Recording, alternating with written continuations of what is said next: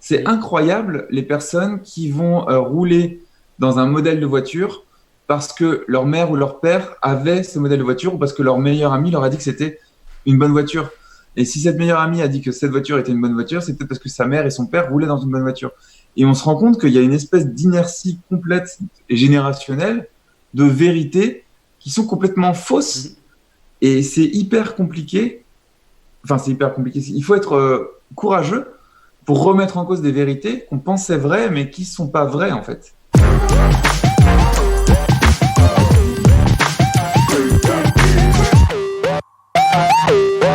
Salut Mathieu, je te remercie de participer à cette vidéo, ça me fait super plaisir. Salut Tony, merci à toi de m'avoir invité et de vouloir m'écouter, ça me fait toujours plaisir. Alors, tu m'as dit que tu parlais beaucoup, et moi c'est super, c'est ce que je recherche. J'aimerais bien en apprendre un peu sur toi, donc est-ce que tu pourrais te présenter un peu et raconter ce que tu fais, ton parcours, et parler un peu de ton activité? Ok, alors du coup, je m'appelle Mathieu Vénis. Sur Internet, je suis arrivé en 2012, donc ça fait longtemps. J'ai créé un site de développement personnel qui s'appelle Penser et Agir, qui est aujourd'hui le plus gros blog de développement personnel en francophonie, donc dans le monde qui parle français. Pour donner des chiffres, ça fait environ 400 000 visiteurs par mois, donc ce qui est très gros pour un trafic de blog. Et après, sur différents réseaux sociaux, c'est assez connu. Alors, ça dépend des réseaux. Majoritairement sur Pinterest, où il y a, je crois qu'on approche des 50 000 abonnés au moment où je fais, où je te le dis là. Oui, quand même. On va les dépasser d'ici quelques jours, je crois. Donc voilà. Et pourquoi est-ce que je suis arrivé à la psychologie et qu'est-ce qui a fait que mon site a su se différencier des autres? C'est parce qu'à la base, je suis un ingénieur, donc j'étais diplômé, j'ai eu un bac plus 5 en informatique en 2009. Et de 2009 à 2013, j'ai travaillé en tant qu'ingénieur en ingénierie des modèles. C'est un mot un peu barbare. Euh, En gros, c'est des personnes qui essayent de résoudre des problèmes dits complexes. Et par complexe, ça veut dire pour lesquels il n'existe pas encore de solution. D'accord. Donc typiquement, j'ai travaillé pour des très grosses boîtes comme Thales, qui est dans l'aérospatial, Areva, qui est dans le nucléaire, Alstom, qui est dans tout ce qui va être aiguillage de train. Et c'est un problème complexe aujourd'hui. L'optimisation du métro de Paris, par exemple, c'est l'un des plus gros problèmes aujourd'hui. Et en fait, mon postulat de départ, quand j'ai créé Penser Agir, c'est de me dire, en tant qu'ingénieur en ingénierie des modèles, tu as appris des méthodes qui te permettent de simplifier à outrance des problèmes complexes et de trouver des solutions. En faisant des schémas, en faisant des méthodes simples, en apprenant à tester tout ça et à les redescendre dans le cœur de métier. Mais pourtant, quand je faisais de l'ingénierie pour l'aérospatiale, moi, j'étais pas à la base formé par l'aérospatiale. C'est-à-dire qu'on m'avait appris à étudier la problématique, à l'abstraire, donc à la transformer en concept très simple que je pouvais comprendre, des modèles mathématiques, trouver des solutions et tester dans la réalité. Et je me suis dit, la psychologie, c'est pas si différent de ça. Alors, on me prend pour un fou souvent quand je dis ça, mais finalement, si tout le monde se pose la question, comment être heureux, comment réussir, comment avoir le droit au bonheur, comment ne pas avoir de regrets à la fin de sa vie, ça veut dire que d'une certaine manière, ce sont aussi des problèmes complexes et qu'on doit pouvoir trouver un modèle de raisonnement générique, un schéma, une méthode qui permettrait de dire, voilà, si aujourd'hui tu as envie de réussir, eh bien, il y a une méthode pour le faire et j'ai essayé de la trouver. Et donc, ça fait depuis 2012 que je développe cette méthode-là. Et puis, bien avant, ça fait depuis mes 17 ans, j'en ai 33 aujourd'hui, depuis mes 17 ans que je m'intéresse à la psychologie et au développement personnel. Et en mêlant tout ça ensemble, ça a donné Penser Agir, donc le site qui a su se distinguer. Et aujourd'hui, j'ai accompagné plus de 3000 personnes sur tout ce qui va être changement de vie. Et je t'en parlais juste avant, je viens de sortir aussi un livre, donc ouais, on le voit à la caméra, voilà, qui s'appelle C'est décidé, je change de vie, qui n'est pas auto-édité. Donc je lutte là-dessus parce qu'on voit beaucoup de gens sortir des livres en auto-édition, qui écrivent c'est un PDF Ouais. et qui l'impriment, quoi, en gros. Et non, c'est édité par le groupe Hachette. Donc c'est les éditions Duno et c'est le groupe Hachette au-dessus. Donc c'est une forme de reconnaissance. J'en suis Mhm. vraiment très fier d'avoir fait ça. Et dans ce livre-là, qui fait 200 pages à peu près, j'ai mis toute cette approche que je développe depuis 2012. Voilà. D'accord. Et est-ce que réussir à créer le modèle, ça c'est ta partie à toi, mais est-ce que les gens acceptent de le suivre, arrivent à le mettre en place? Ouais, Est-ce alors qu'elle n'est bien pas là sûr, la bah alors, complexité de la chose, plus que de décrire le modèle, réussir à faire en sorte que les gens le suivent? Ouais. Alors, écrire le modèle, c'est quelque chose qui est assez compliqué. C'est-à-dire qu'il faut être passionné, il faut vraiment chercher pendant des années, tester, etc., voir ce qui marche. Après, le simplifier à outrance, ça, c'est un truc que j'aime faire. Et c'est vraiment mes compétences d'ingénieur qui m'ont permis de faire ça. Et la meilleure manière de te le montrer, c'est de te montrer à l'intérieur du livre, en fait. Euh, je pense que tu as vu ça sur Instagram parce que je sais que tu suis. Mm. Mais tu vois, le sommaire, c'est des dessins. C'est comme un jeu de société, en fait. Et tu sais, on entend souvent, la vie est un jeu. Et moi, en fait, ce que j'ai voulu faire, c'est de dire, bah oui, à partir du moment où moi, j'ai la connaissance du modèle, on va dire, ou du schéma pour réussir, eh bien, je peux le simplifier et en faire un jeu et que les gens aient juste à répondre à certaines questions, qu'ils aient à la fois la vue globale du chemin, tu vois. Par exemple, dans le sommaire, on va leur dire, voilà, il faut qu'au début, tu doutes, c'est-à-dire que tu commences à te dire, pourquoi est-ce que je pense comme ça? Quelles sont les influences de ma famille? Euh, Quelle est l'influence de la façon dont j'ai été éduqué par ma famille et par l'école? Pourquoi est-ce que j'ai certaines valeurs en ayant ce niveau social, c'est-à-dire ce niveau de réussite financière? Un aristocrate multimilliardaire pense pas pareil que quelqu'un qui est au RSA Mm. ou qu'un médecin, tout simplement. Il y a des niveaux de revenus qui font qu'on a des croyances sur la vie qui sont différentes les uns des autres. Et le meilleur moyen de reprendre possession de son avis, en fait, de sa vie plutôt, c'est de prendre conscience de tous ces mécanismes qui sont inconscients et de les faire remonter à l'état conscient pour se dire, OK, si je pense que ça c'est mal, c'est parce que mon père lui-même pense que ça c'est mal. Et donc dans mon éducation, ça m'a permis de faire ça. Et donc tu vois, ça permet déjà de prendre conscience de ça. Et après, tu arrives à la zone de la pensée, et tu dis, pourquoi est-ce que je suis venu dans ce monde? La conceptualisation, je vais faire un projet, l'action, comment est-ce que je vais passer à l'action, remettre en cause l'échec, etc. La persévérance, comment est-ce que je vais trouver des mentors et m'entourer, et l'alignement, comment est-ce que cette réussite va me faire changer la perception que j'ai de la vie et alors certains diront Dieu, ou du hasard, de la chance, etc. Est-ce que c'est vraiment de la chance ou est-ce que ça peut se provoquer? Donc tout le modèle global, quand j'en parle comme ça, c'est complexe si on va le décortiquer point par point. Mais si on dit à la personne, la première chose que tu dois te demander, c'est quelle est l'influence de ta famille ou de tes parents sur toi, ou quelle est l'influence des études que tu as suivies sur ce que tu es aujourd'hui, eh bien, c'est juste quelques exercices à faire qui permettent d'avancer. Donc, la clé pour amener les gens vers un processus complexe, c'est de leur montrer juste l'étape qu'ils ont besoin de voir, de la simplifier au maximum et de toujours leur rappeler que c'est dans un grand processus et qu'ils aient la vision loin sans comprendre comment ça va se passer. Tu vois, il y a toujours cette dimension. Et c'est pareil pour l'entrepreneur. L'entrepreneur, il a sa vision au loin, Mm. se dire, waouh, c'est exactement ça que je veux faire. Moi, si je te parle de ma vision, c'est complètement fou, tu vois. Je vois déjà des marques de vêtements, je vois des compléments alimentaires, je vois des magazines de psychologie, plusieurs livres, etc. Et ensuite, euh, la prochaine étape qu'il faut suivre, c'est pas essayer de décomposer tout ce que je viens de dire. Et juste en ce moment, moi, la prochaine étape, c'est de créer ma prochaine conférence en ligne où je vais faire une nouvelle offre, tu vois. C'est Et justement comme ce que ça, j'allais te dire en plus. J'allais ouais, justement te, te parler de ce rapprochement-là, du fait que la façon dont tu as découpé le bouquin pour qu'il soit, qu'on approche de la complexité, c'est ce qu'on fait dans l'entrepreneuriat en fait. Rien que ça, ouais, rien que ce principe-là, c'est t'apportes déjà une vision rien qu'avec la construction du livre. c'est ça. C'est de toute façon, si tu veux trouver la vérité, on va dire quel que soit le domaine, on peut sortir de la psychologie ou de l'entrepreneuriat.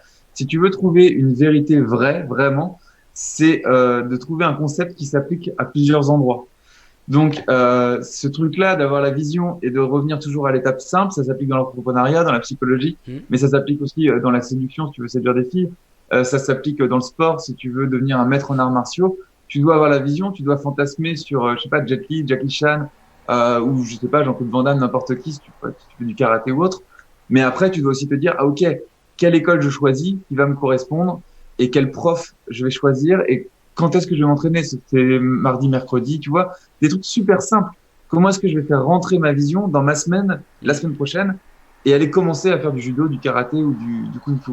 Et ce truc-là, la vision, en fait, c'est pour ça que j'ai appelé mon site Penser et Agir. C'est parce que c'est la base de tout. Tu as toujours l'imaginaire, et puis ensuite, tu as le réel. Et Walt Disney avait des citations qui étaient très inspirantes là-dessus. Je sais plus ce qu'il disait, mais il disait qu'on pouvait que tout ce que l'esprit pouvait imaginer, on pouvait le créer. T'as Napoléon Hill aussi qui a dit ça. T'as plein de gens qui ont dit ça. Si tu arrives à chaque fois à visualiser loin et revenir dans la réalité, et que tu fais une alternance comme ça, dans ce cas-là, tu as trouvé le secret du succès, tu vois. C'est pas Hmm. compliqué. Enfin, c'est pas compliqué. c'est difficile d'accepter de faire ça. Voilà, Parce c'est que ça. ouais, si t'es toujours trop loin, t'es perché. Ça, c'est le mec, il a tout réussi dans sa vie, mais en fait, il est toujours au RSA à faire 45 heures par Mm. semaine ou même plus et à prendre 2 heures de transport tous les matins et tous les soirs. Il y a un souci, tu vois. Le mec est perché. Ou alors, tu as l'autre qui est ultra réaliste et qui, bah, du coup, passe jamais à l'action parce qu'il se dit, ouais, mais c'est la crise, c'est compliqué, etc. Il est hyper pessimiste parce qu'il va suivre toutes les actualités au jour le jour. Mais celui qui arrive à se projeter et à rêver et à revenir dans la réalité pour se dire, OK, Coco, t'es pas encore là-bas, donc maintenant on va prendre la vraie vie et on va essayer de trouver les premières actions pour passer à l'action, bah là, tu avances tout le temps après. Ouais, voilà, c'est réussir à réduire l'écart justement entre la vision et la réalité. C'est ça qu'il Ouais, y a beaucoup de personnes qui ont du mal à le faire parce que ils vont tout de suite quand ils vont regarder des personnes qui ont du succès, qui ont réussi, ils vont tout de suite se comparer à l'état qu'ils ont aujourd'hui. C'est-à-dire que les personnes ont beaucoup de succès, elles ont réussi, mais je veux dire, elles ont commencé comme nous. Enfin, elles aussi, elles ont parcouru tout ce chemin. bien sûr. Et ça, il y a beaucoup de monde qui ne s'en rendent pas compte et qui se rendent pas compte que c'est possible et que oui, il faut y aller faut faire des petits pas tous les jours. De toute façon, la seule personne à qui on doit se comparer, c'est soi-même dans le passé. Ouais, Et les autres, on ne doit jamais se comparer à eux. On doit toujours faire en sorte qu'ils nous inspirent. C'est tout.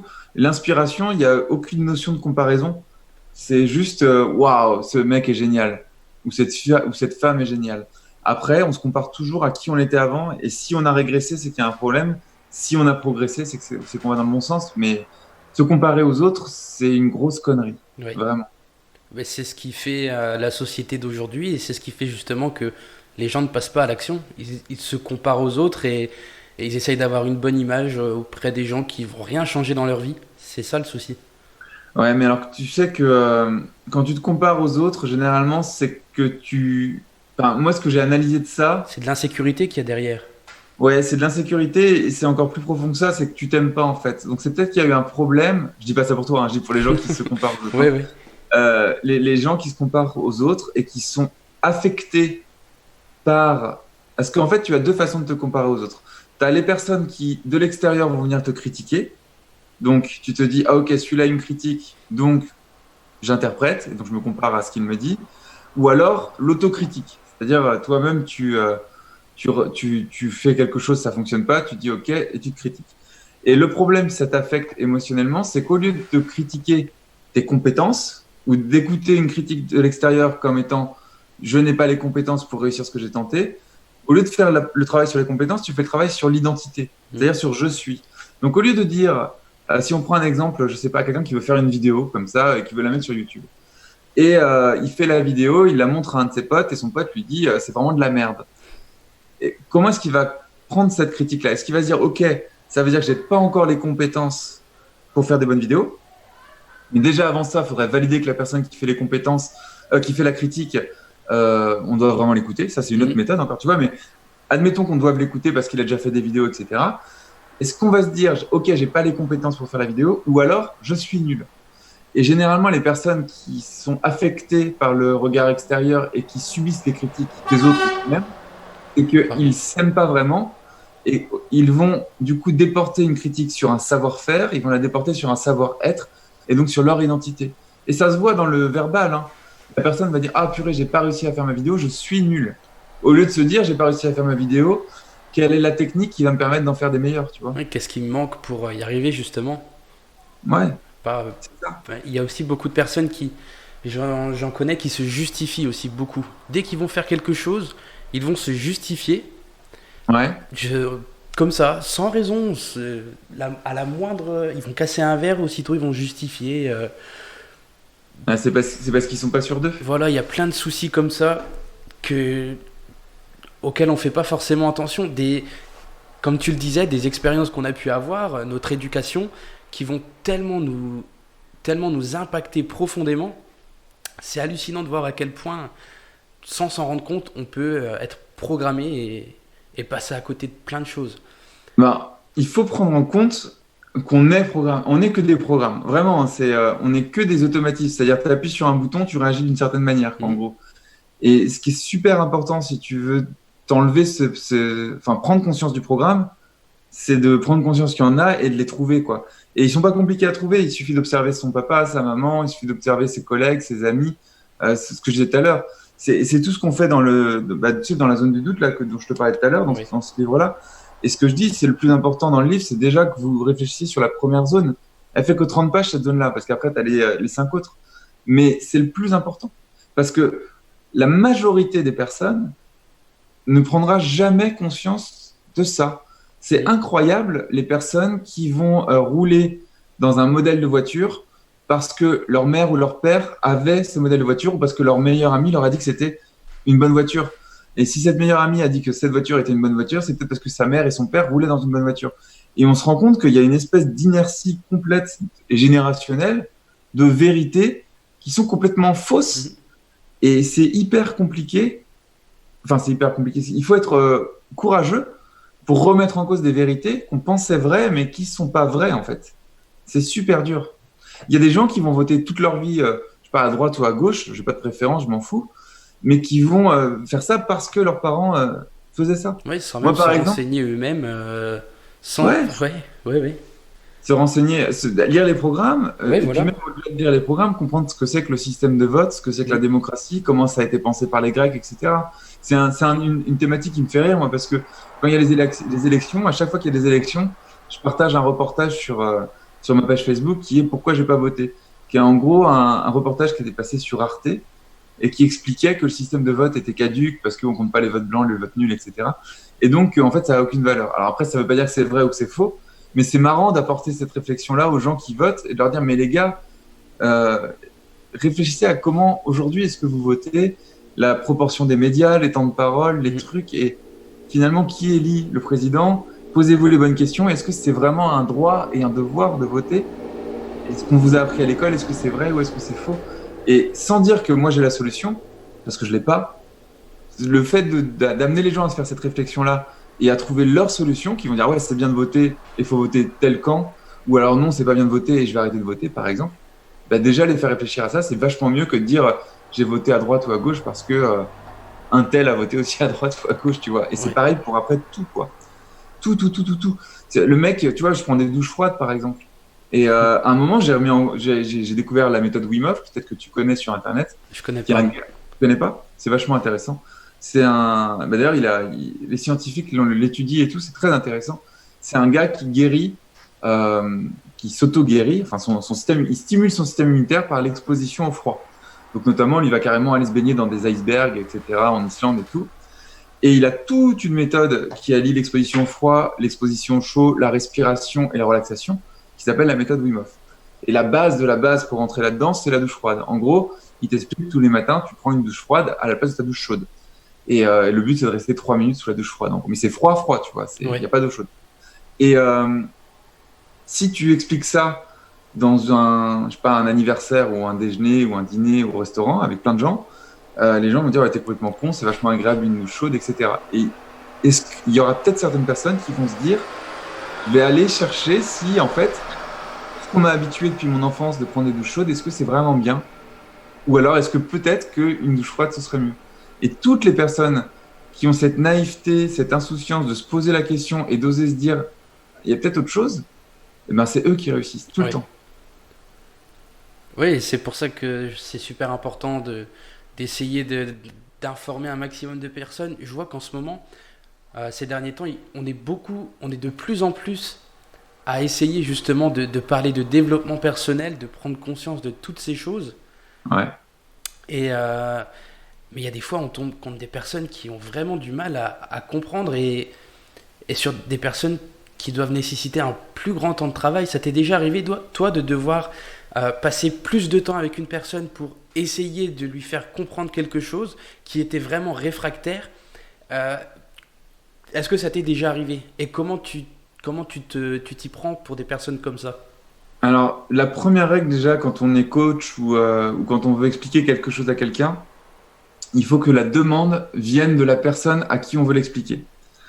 Euh, alors, j'ai rencontré le problème que tu décris, mais c'était avant que je connaisse cette règle-là. C'est-à-dire que j'avais découvert des choses, si on reprend l'exemple de la douche froide, admettons, et j'aurais pu aller voir, je sais pas, ma copine du moment ou un proche ou un ami et lui dire ouais mais mec, faut absolument que tu tâches la douche froide dès demain, c'est génial parce que bla bla bla bla bla et je lui sors tous les arguments qui me parlent à moi dans ma vie, tu vois. Mhm.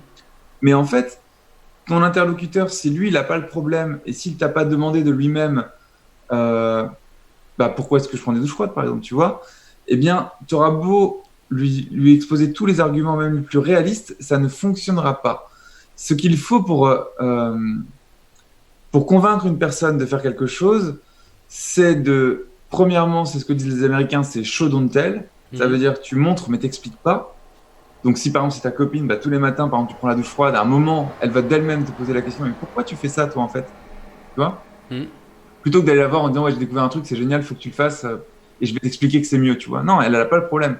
Donc faire naître la curiosité dans la tête de la personne en montrant ce qu'on fait, tout simplement et attendre qu'elle vienne demander des informations, ou alors lui parler de son problème. C'est-à-dire que si on a identifié un problème chez la personne, c'est vraiment écouter le problème qu'elle a et lui parler de son problème mieux qu'elle-même. C'est-à-dire un peu se mettre à l'intérieur de la personne et commencer à dire ah je comprends vraiment que c'est compliqué le problème que tu as et ça m'est jamais arrivé donc du coup j'essaye vraiment de me mettre à ta place et j'ai l'impression que c'est ça et ça et ça et commencer à poser des questions à la personne et à la faire tu sais, remuer la douleur ou remuer le couteau dans la plaie, parce que les gens adorent se plaindre. Donc, du coup, la Ouais. personne se plaint, se plaint, se plaint, se plaint. Et ce qui est super intéressant, c'est que toi, du coup, tu emmagasines plein d'informations sur la façon dont la personne voit le monde. Et des fois, il y a des trucs complètement dingues, hein. Il y a des gens qui vont t'expliquer qu'ils sont malheureux parce que, et là, ils vont te mettre un truc complètement fou derrière. Je sais pas ce que ça pourrait être, mais toi qui pensais, par exemple, que la personne est malheureuse parce qu'elle n'a pas beaucoup d'argent et qu'elle trime tous les jours à son travail, et tu avais envie de lui apporter, je sais pas, un nouveau business model sur Internet, en fait, la personne, elle va, à l'écouter, elle va te dire, ouais, en fait, je suis hyper malheureux parce que tous les soirs, il y a ma voisine du dessus qui se couche hyper tard, elle fait du bruit, et comme moi, je me lève tôt le matin, et ben, je suis de mauvaise humeur et je commence mes journées comme un con. Enfin, je commence mes journées, ouais, voilà, comme un con parce que j'ai pas dormi, et du coup, je suis de mauvaise humeur tout le temps et j'ai une vie de merde. Et tu vois, le mauvais coach, c'est celui qui croit avoir compris le problème de la personne et qui dit, ah, t'es malheureux dans ta vie, alors faut que tu développes un business sur Internet parce qu'en fait, c'est toi. Là, je suis en train de parler, tu vois, comme si c'était moi le mauvais coach. Et quand moi, j'étais malheureux dans ma vie, j'ai changé de vie, j'ai développé mon business sur Internet, tu vois. Donc, je pourrais, par rapport à ma vision de la vie et ma vérité qui fonctionne pour moi, dire qu'une personne qui vient me voir et qui me dit, ah, je suis malheureuse dans ma vie et tout, si j'étais très mauvais, je dirais, ah, mais crée un business sur Internet, tu vois. C'est une caricature, mais c'est ce que Oui, font les oui. mauvais coachs. Alors que si on l'écoute et que la personne exprime que ce qui la rend la plus malheureuse dans sa vie aujourd'hui, c'est parce qu'elle n'arrive pas à dormir, parce qu'elle a la voisine du dessus qui fait un boucan jusqu'à minuit, bah dans ce cas-là, on va peut-être réussir à lui expliquer comment adopter, je sais pas, une écoute active ou une méthode de communication non violente ou autre chose pour aller voir sa voisine et lui expliquer qu'il faut qu'elle se couche plus tôt, tu vois. Et généralement, si on se pose le problème, la question que tu m'as posée du coup, de ne pas réussir à faire passer des choses à une personne, il y a énormément de chances que c'est juste que la personne n'ait pas envie d'entendre Mhm. ça et en fait, c'est pas vraiment son problème, tu vois. On est généralement, et moi ça m'est arrivé 100 fois, hein, en train de répercuter notre vision du monde et nos problèmes et nos solutions à nous pour les donner à quelqu'un qui en a pas besoin.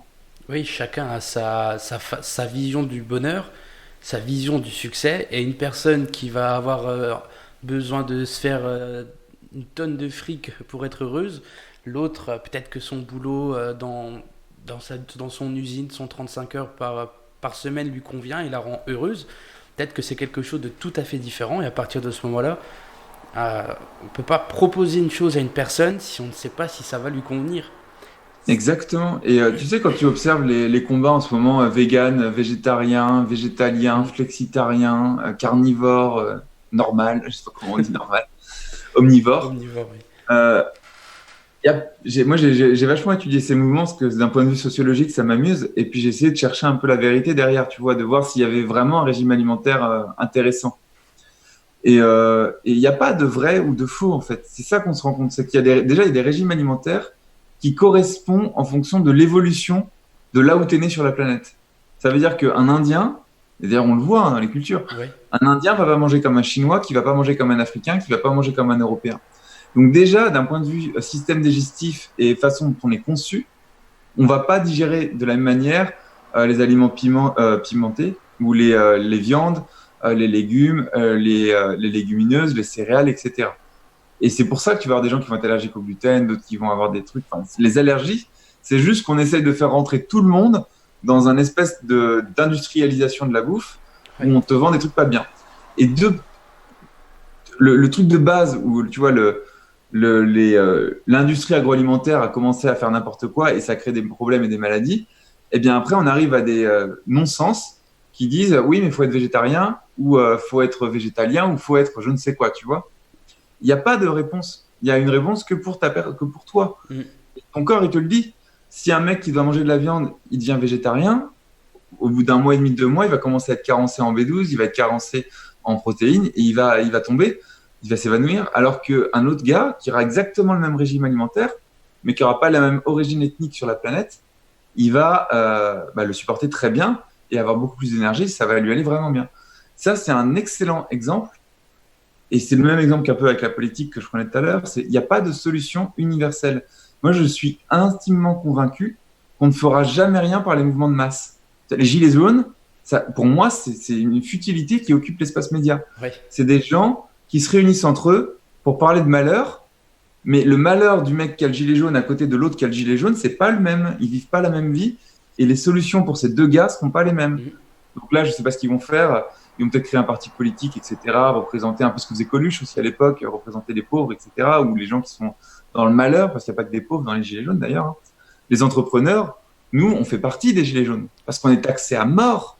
Quand tu fais, je sais pas, 1000 euros de chiffre d'affaires sur une société, t'enlèves les 20% de TVA, les 50% de charges, t'as 75% de ton chiffre d'affaires qui se barre vers l'État, et derrière, quand tu te verses ton petit salaire, après, derrière, t'as les impôts sur le revenu, tu vois. Ouais. Donc, en quelque sorte, les entrepreneurs sont les plus gros gilets jaunes qui se font avoir par le système tant qu'ils sont à un seuil de chiffre d'affaires qui est inférieur à, on va dire, inférieur à 100, entre 100 et 200 000 euros. Après, ça commence à être bien et tu peux commencer à faire des investissements, etc. Mais en dessous de 100 et 200 000 euros, c'est des gros chiffres, mais l'entrepreneur qui fait ces sommes-là reste pauvre au niveau du cadran de la société. Tu vois ce que je veux dire ? Oui, oui. Et donc, tout ça, c'est pour dire que si on veut changer le monde et si les individus veulent vraiment changer, il faut qu'ils se changent eux, qu'ils trouvent des solutions pour eux, avant d'essayer d'imposer leur vision du monde à d'autres gens et encore moins à des masses. C'est pour ça que dans le livre, ce que je donne, c'est un modèle. Je donne jamais de réponse. Je ne fais que poser des questions dans le livre. Je donne des méthodes génériques. Par exemple, définir un projet, faut faire la méthode SMART. Ok, super, c'est hyper connu. Spécifique, mesurable, aligné, c'est ce que je dis, réaliste et temporellement défini, voilà. Mais le projet en lui-même, je dis pas ce que c'est. Par contre, j'explique qu'il faut trouver son ikigai, son critère d'unicité, mixer ses passions, sa profession, ses compétences, tu vois. Mais jamais ce que c'est. Je dis qu'il faut trouver ses valeurs, mais je dis pas quelles sont les bonnes valeurs. Moi, dans mon cas, c'est la liberté, la contribution, le dépassement de soi. Super. Mais je vais jamais aller convaincre quelqu'un. Par exemple, si j'allais voir ma mère et que je lui disais ta valeur à toi, c'est la liberté, c'est génial d'être libre. Mais c'est pas ça, parce que ma mère, c'est la contribution, sa valeur, tu vois. Oui. Donc, je peux pas lui dire, toi, il faut que tu sois libre, il faut que tu sois que tu entreprennes et tout. Bah non, elle est vachement bien en étant salariée et je suis intimement persuadé qu'elle serait mieux dans le milieu associatif parce que elle a tellement la contribution qui est forte chez elle que si elle avait été dans un milieu associatif, ça aurait été parfait pour elle. Alors que moi, tu me mets dans un milieu associatif, je pète un câble. Tu vois, parce que je dirais, non, mais attendez les gars, faut faire un peu d'argent là, il y a un problème. Donc tu vois, c'est pas pareil. Mais on a tous les deux raison dans notre monde. Oui, c'est pour ça, comme tu disais, que les mouvements de masse, ça, au final, ça n'apporte rien de concret parce que oui, chacun est différent, même dans un groupe qui va être uni autour d'une idée, autour d'une passion. Chacun peut avoir des personnalités différentes, des besoins différents. Et ce qui va être important, oui, c'est de permettre aux personnes de se rendre compte de ce qu'elles ont vraiment besoin pour être heureuses. Et de trouver comment l'être au quotidien, se libérer justement de toute cette masse autour d'eux qui les force à avoir une pensée unique qui ne leur correspond pas forcément. Et ça me fait penser, j'ai vu il y a quelques jours, je ne sais pas si tu connais Céline Alvarez. Non. Qui propose dans les maternelles de reformer complètement le système éducatif, mais complètement, à travers différents exercices qui, au lieu de pousser les enfants à s'asseoir à une table, à apprendre à lire, apprendre à écrire, tout ça, les apprendre justement à être curieux et les apprendre à apprendre.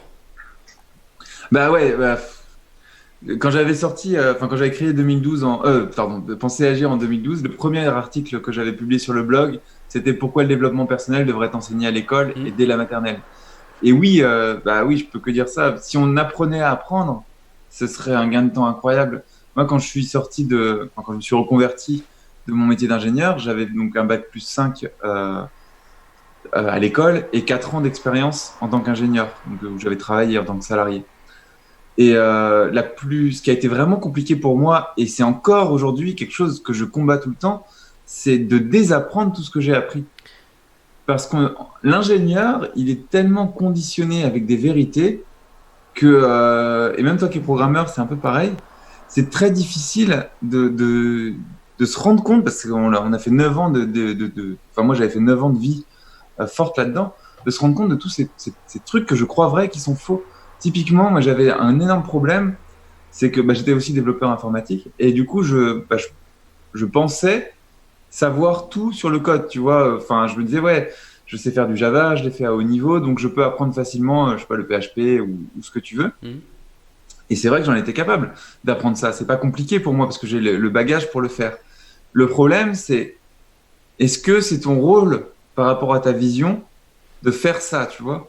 Et c'est un truc, mais j'ai mis du temps à comprendre ça, à me dire, mais ouais, mais c'est pas parce que tu sais faire quelque chose que déjà t'es le meilleur, parce que ça c'est faux. Il y a des gens qui sont bien meilleurs que toi parce qu'ils sont vraiment passionnés de ce langage informatique, tu vois, de ce truc-là. Ça c'est pour l'informatique. Mais c'était pareil pour la rédaction d'articles. Il y a un moment, je voulais apprendre, tu vois, l'ingénieur, il veut apprendre tout le temps. Donc je voulais apprendre la rédaction et tout. Et je l'ai appris et j'ai fait tout ça. Mais à un moment, si tu te retrouves à coder ton site, à écrire tes articles, à apprendre à faire du montage vidéo pour tes formations, Ouais. à installer un studio et à régler les trucs. Quand tu es ingénieur, tu peux tout apprendre, tu vois.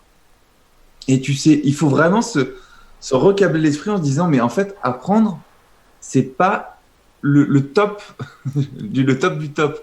Faut apprendre dans son expertise unique, son feu ardent, comme l'appelle Napoléon Hill. Mais à côté, tout le reste qu'on pourrait apprendre, il faut apprendre à le déléguer. Et je crois que ça a été peut-être le défi le plus grand et le défi que j'ai encore aujourd'hui, où des fois je me retrouve à faire des trucs et je me dis, bah là j'étais en train de faire un PowerPoint tout à l'heure, je me disais, mais est-ce que c'est à moi de le faire le PowerPoint, tu vois? Est-ce que ce serait pas un graphiste qui serait bien meilleur que moi pour faire ça? C'est tellement dur de désapprendre tout ça.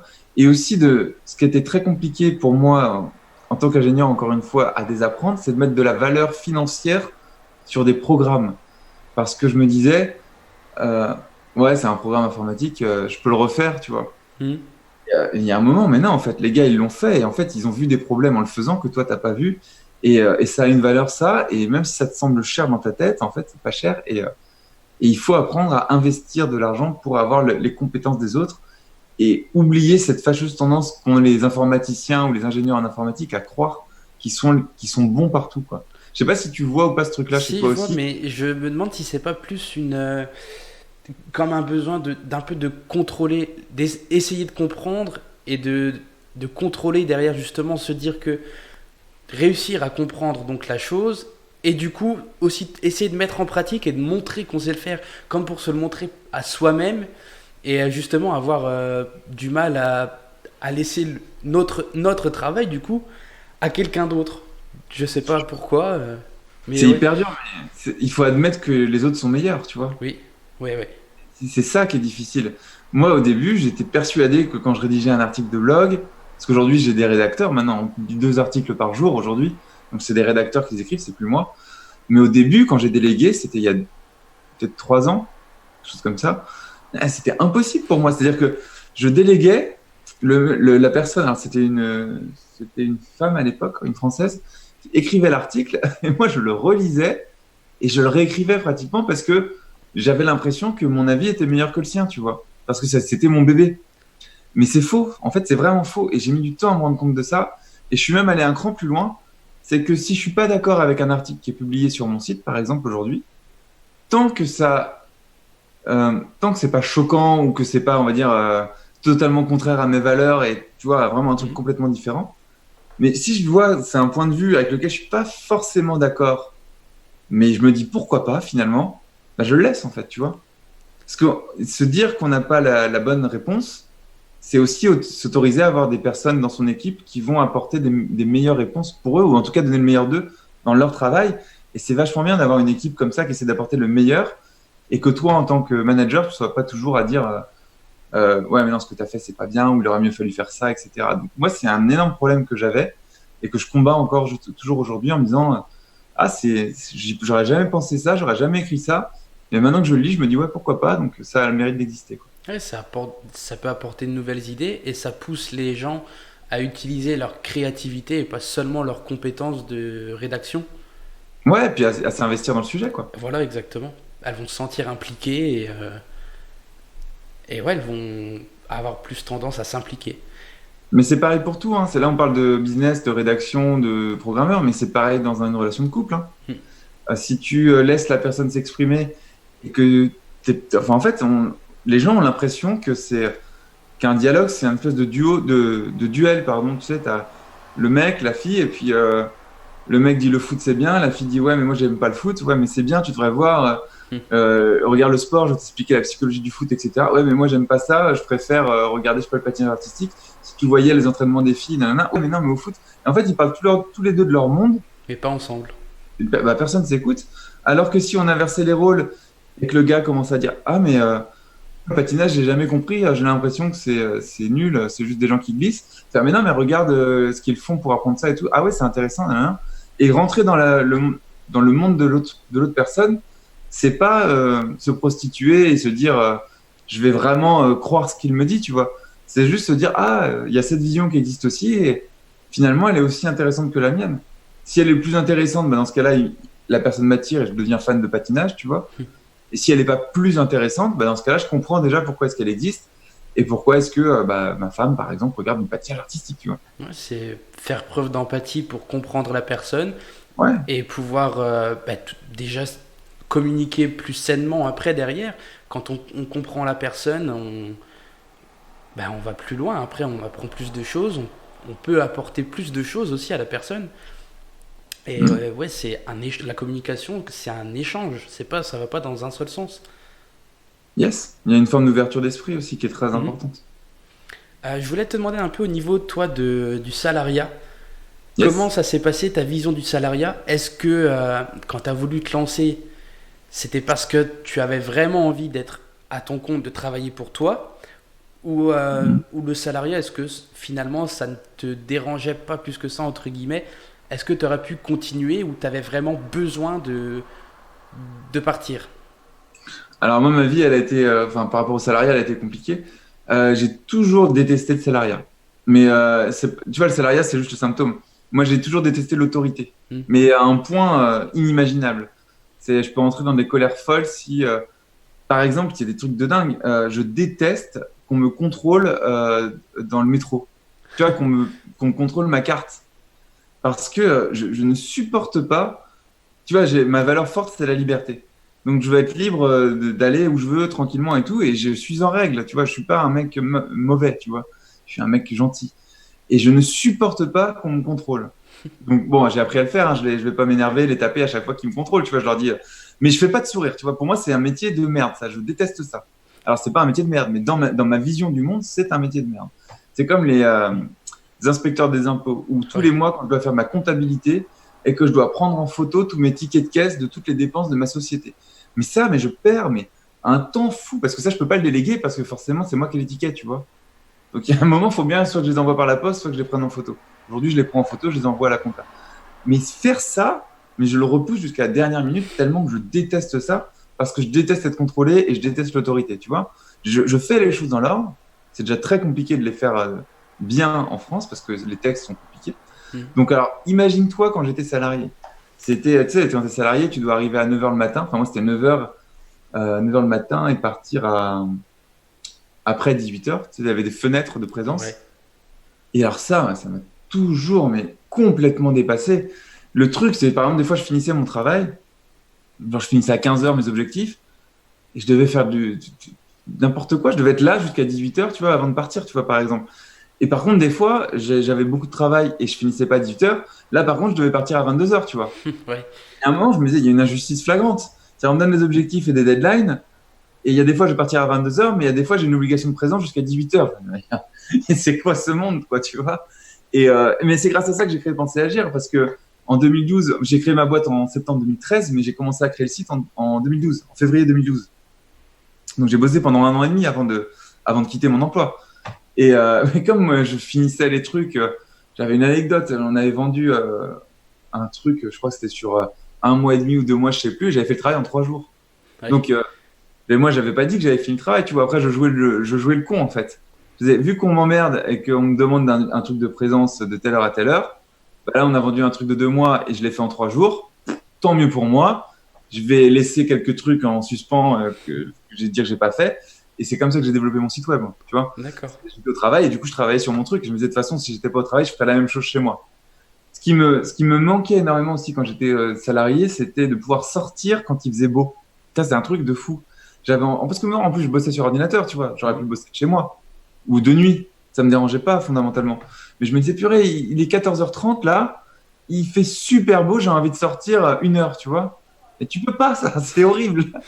Vous pouvez pas faire ça. Vous sortir ou même pas travailler cet après-midi, tu vois. Mhm. Et puis peut-être travailler à 22h jusqu'à 2h du matin ou de 20h à minuit, j'en sais rien. Ça me dérangeait pas. Mais on peut pas. Donc ce que je supporte pas dans le salariat, c'est cette espèce de prison ou de règles qu'on t'impose pour une sorte de cohésion d'équipe ou pour contrôler ce que tu fais ou j'en sais rien, je comprends pas ces règles-là. Et, euh, et donc c'est horrible pour moi. Et quand j'étais ingénieur, je suis jamais arrivé à 9h du matin. Jamais. Hein. J'arrivais à 10h30, à 11h, j'ai eu des redressements, des rappels à l'ordre. Mon patron de Nantes qui venait à Paris chez Thales quand je bossais pour me faire un rappel à l'ordre parce que le N+2 l'avait appelé, que c'était dramatique et tout machin. Parce que j'arrivais à 10h30, 11h. Par contre, le soir, bah, je partais plus tard si j'avais pas fini. Mais ça comptait pas. Donc ouais, non, le salariat, je l'ai en horreur. Et par contre, j'étais quand même intelligent, c'est-à-dire que quand je quittais le salariat, parce que je suis revenu, je l'ai quitté, je suis revenu. Hein. En 2017, hein, ça fait pas longtemps, je suis redevenu salarié. J'ai été directeur marketing pour une société qui s'appelle Unimic 30, qui est la plus grosse boîte qui s'appelle l'inbound marketing, c'est le marketing entrant. Tu fais des blogs, les gens arrivent, ils s'inscrivent et tu leur vends des trucs en gros. D'accord. Et en fait, j'avais dû redevenir salarié parce que ma boîte faisait pas assez de chiffre d'affaires pour être auto-entrepreneur, faisait trop de chiffre d'affaires pour être auto-entrepreneur, Mhm. mais pas assez de chiffre d'affaires pour que je puisse me payer, et tout en réinvestissant du chiffre d'affaires pour faire croître la société, tu vois. D'accord. Il y a qu'en France que tu peux arriver dans une connerie comme ça, tu vois. C'est-à-dire ta boîte marche, mais pas assez pour que tu puisses te payer, enfin payer ton loyer, ta bouffe, etc. Surtout à Paris, hein, ça coûte cher. Ou alors juste assez pour te payer, mais du coup, tu peux pas réinvestir dans tes équipes pour que ta société elle gagne de l'argent. Donc, il y a un moment, je me suis dit, OK, je sacrifie mon salaire. Du coup, je me barre, je trouve un job et mon salaire me servira à payer mes prestats. Et du coup, ça m'a permis de développer ça et à l'époque, j'avais multiplié par 3 le chiffre d'affaires et par 8 le trafic de mon site. Ouais. Ça, c'était donc du coup 2017 à 2018. C'est assez récent. Et donc, j'ai retravaillé pendant 9 mois en tant que directeur marketing, mais j'étais du coup salarié. T'as pas fait trop mal? Ah mais si, mais c'est horrible. J'ai pris 15 kilos, j'ai redéclenché une Ah hernie, j'ai ouais. recouvert mon corps d'eczéma. C'est pour te dire à quel Ah ouais. point c'est douloureux pour moi d'être salarié. Mais par contre, je peux considérer que c'est très bien pour d'autres personnes, tu vois. Mhm. Mais tu sais, quand j'avais 17 ans, j'avais créé une association sur Nantes où on organisait des concerts de métal et de punk hardcore. Donc déjà, j'avais créé un truc, tu vois, une association. C'est comme une petite entreprise, hein, surtout à 17 ans. Quand j'avais 15 ans, j'avais créé un site web d'humour. En 2011, j'ai créé une SARL qui s'appelait Make Your Deal, où on vendait enfin, on a essayé de vendre parce que ça n'a pas trop marché, des trucs d'achat groupé, c'est comme Groupon et tout ça, là. Oui. On avait fait ça. Donc moi, j'ai toujours été dans une démarche de créer des projets. Quand j'étais à la fac, je jouais 4 heures par jour en ligne au poker. Tu sais, pour être joueur de poker pro. Jusqu'au jour où je me suis rendu compte que j'allais pas passer 8 heures par jour de ma vie devant un PC à jouer au poker. Mais tu vois, j'avais toujours cette dynamique de me dire, je veux être le maître de ma vie, délimiter les règles et être libre en fait. Pour moi, être Ouais. libre, c'est créer sa prison.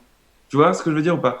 C'est pas sa prison. Prison, c'est très négatif. Être libre, c'est l'art de créer sa routine. C'est-à-dire de créer une routine qui peut se répéter tous les jours, mais que tu es super heureux de vivre. Oui. Et ça, pour moi, c'est vraiment être libre.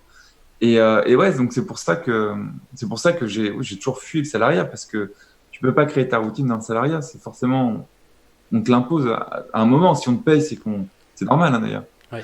Et à l'inverse, par contre, tu vois, cette valeur de liberté, elle est dans ma boîte aujourd'hui. C'est-à-dire que j'ai plusieurs prestats. Il y en a, je sais même pas combien il y en a parce qu'il y en a en dessous d'autres. Mais on va dire, moi, je parle principalement avec 3 personnes, 3, 4 personnes, non, 4 personnes. Ouais, 4 personnes. Et en dessous ces personnes-là, il y a des rédacteurs, justement. Et il y a jamais de, il n'y a pas de, comment dire, il y a pas d'horaire, il n'y a pas de date, il n'y a pas de truc, en fait. Je donne juste des objectifs, je donne des cadences à tenir, Hmm. typiquement 2 articles par jour en ce moment. Mais ensuite, ils dispatchent comme ils veulent à leur équipe, à leur rédacteur. En fait, ils s'organisent comme ils veulent. À partir du moment où on a défini un prix et qu'on a dit à partir de telle date, il faut qu'il y ait 2 articles par jour qui soient publiés, bah, le mec, je sais pas, s'il veut écrire 2 articles par jour lui-même, il le fait. Mais s'il veut en faire 60 d'un coup en déléguant des personnes et se prendre, et du coup être payé direct et se faire des vacances pendant, je sais pas, enfin voilà, tu vois ce que je veux dire? Ouais, ouais. Il s'organise comme il veut, quoi. À Il y a pas partir du moment que de. c'est fait. Moi, je m'en fous, je contrôle le résultat, tu vois. Je contrôle pas le comment il va le faire. Et c'est génial si la personne trouve un système d'être payé cher et que ça lui prenne pas de temps, tu vois. Ouais. À partir du moment où moi j'ai dit ce tarif-là me va et le résultat c'est ça, bah après il fait ce qu'il veut au milieu, quoi. Du moment que c'est fait, Ouais, c'est à la personne après de s'adapter. Et ouais, ça permet, comme tu dis, d'éviter de rester jusque 6 heures alors qu'on a fini à 15 heures ou de repartir à 22 heures. non, ouais, ça c'est fou. Pour moi, ce truc-là, c'est justifié que dans les prestations de service ou tu vois, les magasins, genre t'es Ouais. serveur ou t'es vendeur ou t'as une communication avec un client ou un prospect. Oui, tu dois être présent dans le magasin ou dans l'office, tu vois. Mais en tant qu'ingénieur ou en tant que développeur, je n'ai jamais compris. Mais bon, voilà, j'essaye en tout cas de mettre mes valeurs dans ma société et dans la façon dont elle fonctionne. Et mes prestataires s'en plaignent pas parce que ça fait des années qu'ils bossent avec moi. Donc je pense qu'ils s'en plaignent pas. Ouais, t'as vraiment développé un état d'esprit super intéressant. Et, euh, et c'est super de voir que tu t'es servi de ton métier pour, pour réussir à créer ce modèle qui va aider les gens à trouver leur voie, à trouver ce qui les rend heureux, réussir à pouvoir vulgariser un concept aussi complexe. Parce que Ouais. ça englobe tellement de parties de la vie, que ce soit l'éducation, la confiance en soi, la peur de passer à l'action. Ça englobe tellement de choses. Et réussir à, à créer des petites étapes comme ça qui vont pouvoir permettre à n'importe qui de réfléchir, c'est, c'est super intéressant. C'est plus que réfléchir, hein. Réfléchir, c'est le Oui, début du oui. livre. Après, Réfléchir, prendre conscience de toutes ces choses pour derrière bien se poser les. Comment, je te laisse en parler, tu le fais mieux que moi. non, non, mais j'invite les gens à réfléchir dans le livre, mais après, derrière, ils vont carrément trouver ce qui s'appelle l'ikigai. Donc, qu'est-ce qui les rend uniques, le transposer dans un vrai projet, passer à l'action, remettre en cause l'échec. Ils vont apprendre à définir même des critères de mesurabilité. Ils vont apprendre à mesurer leur avancée, euh, apprendre à se critiquer sur les compétences et pas sur l'identité. Tout ce qu'on a dit dans l'interview, il y a absolument tout dans le livre, en fait. Il y a tout dedans. C'est pas juste réfléchir. Le reproche que je faisais au livre de développement personnel qui existe, c'est que ça adresse que à un truc très précis. Et tu dis, ah ouais, ok, super, j'ai trouvé en quoi j'étais unique, mais après, t'en fais rien, tu vois. Hmm. Tu te dis, tu vois, par exemple, si j'avais lu un livre sur l'ikigai qui traite que de l'ikigai, donc l'ikigai, c'est un mot japonais, c'est un concept japonais qui explique que chaque individu sur cette planète a une raison de se lever tous les matins, une raison d'être et de vivre, et que cette raison d'être, il doit l'incarner dans la vie, en fait. Et voilà, si tu lis un truc et que tu te rends compte que ta raison d'être, bah voilà, pour moi, ce serait de mélanger la psychologie, le dev perso avec les méthodologies d'ingénieur. Ok, super, voilà. J'ai fini le livre, tu vois. Moi, ça me saoulait, ça, parce que je me disais, ouais, ça m'a apporté quelque chose, mais qu'est-ce que j'en fais concrètement, tu vois. Et moi, j'ai voulu faire le bouquin qui va t'emmener jusqu'au bout, quoi. Donc, après, comment est-ce qu'on. Si tu trouves que tu es passionné de, je sais pas moi, tu es vegan, par exemple, tu es passionné de cuisine, et ta mission dans la vie, c'est de sauver les animaux, tu vois, vraiment. Tu es vraiment impacté par ça. Tu veux sauver la planète, l'écologie et les animaux, tu vois. C'est ton truc à toi. Et donc, le bouquin, admettons, tu vois, ton ikigai, tu trouves ces 3 trucs-là. Ben, moi, je vais t'apprendre à trouver le projet derrière, tu vois. Hmm. Par exemple, et en fait, c'est un exemple que je donne dans le livre, c'est pour ça que je le cite. Par exemple, ce serait de créer une boucherie végane, tu vois. Ça n'a pas été fait, tu vois, par exemple. Et du coup, cette boucherie végane, tu pourrais te dire, je vais apprendre aux gens à refaire des lasagnes à la bolognaise véganes, des chipolatas et des barbecues véganes, tu vois. Tous les trucs à base de viande qu'il y a dans une boucherie, on va les refaire en vegan. Et à chaque fois que la personne va m'acheter, par exemple, il veut faire des lasagnes véganes, bah, en fait, je vais lui vendre tu vois, le panier avec tous les ingrédients pour faire la recette et la recette en PDF en échange de son adresse email ou alors en flyers Mhm. avec une réduction dessus, tu vois. Et de cette manière-là, tu pars d'un truc qui aurait pu sembler totalement abstrait. Je suis vegan, je veux changer le monde là-dessus et j'adore la cuisine. À un projet, bah, je vais créer une boucherie, on va donner des recettes aux gens, inventer des paniers avec des plats déjà faits. Enfin, pas déjà faits, mais tu peux même faire du traiteur, du coup, tu vois derrière. Ouais. Tu peux découvrir les plats, tu apprends aux gens à les faire. Tu fais des événements de cuisine chez toi, dans ta boucherie, des ateliers pour expliquer aux gens. Enfin, tu vois, c'est tellement loin après. Comment tu peux découler la vision de l'entrepreneuriat derrière à partir d'un truc qui, à la base, pouvait t'en sembler complètement fou. Il y a un autre exemple qui est, je sais pas, tu adores courir le marathon et tu es fan des cérémonies indiennes et tu as envie que les gens s'amusent, tu vois. Tu adores aller en boîte. Tu vois, si tu arrives là-dessus, tu dis, OK, ça c'est mon ikigai, j'en fais quoi? Et en fait, tu te rends compte qu'il y a un gars qui a fait une course qui s'appelle The Colors Run, qui existe partout dans le monde aujourd'hui. Et c'était exactement ça, son truc. C'est un mec qui était fan de marathon, enfin de course en tout cas. Et donc, il a fait une course, je sais plus combien de kilomètres, c'est moins qu'un marathon, hein, où les gens se balancent de la peinture. En fait, c'est même les spectateurs avant de la peinture, ils se la balancent. Et ça, c'était en l'honneur d'une cérémonie indienne dont il était fan. Et, euh, et le fun, bah, du coup, ça va avec la peinture, avec la cérémonie. Donc, il a mélangé la course à pied, la cérémonie indienne et le fun. Et ça a fait un truc qui est mondialement connu, qui s'appelle The Color Run. Tout ça en passant de là. Donc, ce qui compte, c'est pas juste de s'arrêter à OK, c'est ça qui fait de moi qui suis ce que je suis, c'est vraiment d'en faire un projet et après de passer à l'action, de le rendre actionnable et de mesurer son avancement, etc. Enfin, tout ça, tu vois. Tout ça, c'est ce que j'ai voulu mettre dans le livre. Et à ma connaissance, c'est le seul aujourd'hui dont la promesse est si forte, tu vois, et si large en tout cas. C'est pour ça que j'ai été édité par Hachette. Hein. C'est parce ils se sont dit, putain, ce mec-là, il a un truc à défendre qui n'a pas été fait encore. Mhm. Mais d'ailleurs, c'était marrant quand ils m'ont approché parce que ils m'ont présenté le contrat, j'ai dit OK, mais on l'a pas signé avant que je remette le manuscrit en fait. Hein. Ils sont pas fous.